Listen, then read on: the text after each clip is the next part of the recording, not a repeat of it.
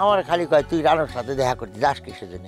এই কথা নিয়ে আমার সাথে রাগারাগি ফাটাফাটি এই শুরু করে দেয়।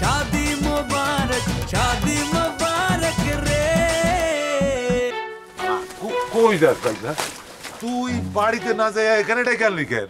না তোমার সাথে আমার ওই জরুরি একটু আলাপ আছে, তো এই জন্য আমি ডেকে নিয়ে এসেছি। ও আচ্ছা ঠিক আছে, ক। এই যে মামা, ওই আমি যে তোমার বাড়িতে এসে রানুর সাথে দেখা টেহা করি, কথাবার্তা করি, তুমি আমার মাইন্ড করো না তো? এটা কি কোস? আমি মাইন্ড করুম কেন? আমি তো আগ বাড়ায় তোর বাপেরই কইছি আমরা দুইজনে বিয়ের কথাবার্তা বলি, রানু আর টুটু নিজের মধ্যে বোঝাপড়া করু। তাহলে আব্বা এটা নিয়ে কথা কয় কথা, আমার খালি কয় তুই রানুর সাথে দেখা করতে যাস কিসের জন্য। এই কথা নিয়ে আমার সাথে রাগারাগি ফাটাফাটি এই শুরু করে দেয়। কস কি তুই? তাহলে আমি এখন ফোন দিতে দাঁড়া। থাক, এখন ফোন দেওয়ার দরকার নেই। আব্বা বোঝে না পেশাপেশি মানুষ, আবার হে আবার অন্য কথা উঠাবে না। তুই বাড়ি যাস অমুক তমুক, এবার মামার বাড়িতে গেছস, নানান কথা কবি আব্বা, আমি ম্যানেজ করবো নি। ও তাহলে তো ঠিকই আছে, তুই ম্যানেজ করিস। তুমি খালি ক মামা, আমি যে রানুর সাথে দেখা করতে আসি, তুমি মাইন্ড করো?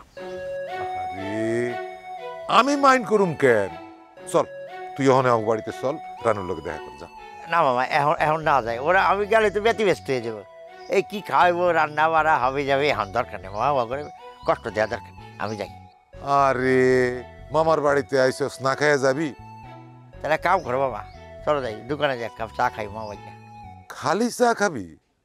এখন আর অন্য কিছু খাও না, বাড়িতে পেট ভরে খাইছি, খাওয়াটা বেশি গেছে। এই যে হাইটে যাইছে, অনেক কষ্ট হয়েছে, একটা জায়গা নেই মামা, আমি ওজনটা আবার একটু কমাইতেও চাই। তোর আবার ওজন কমানো লাগবে কেন? তুই তো ঠিকই আছস। না মামা, আমি যে লম্বা যতটুক আছি তার চাইতে ওজন বেশি আছে, ওই যতটুক বেশি আছে অতটুক কমাইতে চাই, বুঝো নাই? কি জানে বাবু, কি যে কস কিছুই তো বুঝি না, কি জামানা বলি। চল চা খাবি? আচ্ছা আসো মামা। ব্যাপারটা ওই যে চা খাইয়া হ্যাঁ মামা। তুই কিন্তু তারপরে চলে যাবি না।